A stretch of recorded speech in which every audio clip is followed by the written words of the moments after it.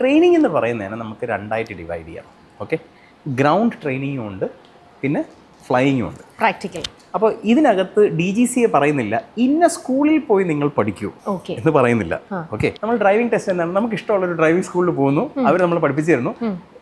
എങ്ങനെയാണ് പഠിപ്പിക്കുന്നത്, എന്താണോ RTIക്ക് വേണ്ടത് അതിനനുസരിച്ചായിരിക്കും നമ്മൾ പഠിപ്പിക്കുക. അതേപോലെയാണ് ഇവിടെ നമുക്ക് ഈ ground subjects meteorology, navigation, regulation, technical specific, technical general, 5 സബ്ജക്റ്റാണുള്ളത്. ഈ 5 സബ്ജക്റ്റും എവിടെ പഠിക്കണമെന്ന് നമുക്ക് തീരുമാനിക്കാം. നമുക്ക് തന്നെത്താനെ പഠിക്കാം, അല്ലെങ്കിൽ നമുക്കൊരു സ്കൂളിൽ പോയി പഠിക്കാം. It's up to us. അപ്പോൾ ഇതിനകത്ത് എൻ്റെ അഡ്വൈസ് എന്ന് പറഞ്ഞു കഴിഞ്ഞാൽ ഗൈഡൻസ് ഇല്ലാതെ പഠിക്കരുത്.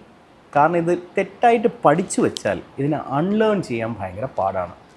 ഓക്കെ, സോ ഗൂഗിളിൽ കിട്ടുന്ന സംഭവം അങ്ങനെ എടുത്ത് പഠിച്ചു കഴിഞ്ഞാൽ അത് അത്രയും. അതിന് സിലബസ് ഉണ്ട്, ടെക്സ്റ്റ് ഉണ്ട്, DGCA സജസ്റ്റ് ചെയ്യുന്ന ബുക്സ് ഉണ്ട്. അതിൽ നിന്നാണ് നമ്മൾ പഠിച്ച് പരീക്ഷ എഴുതേണ്ടത്.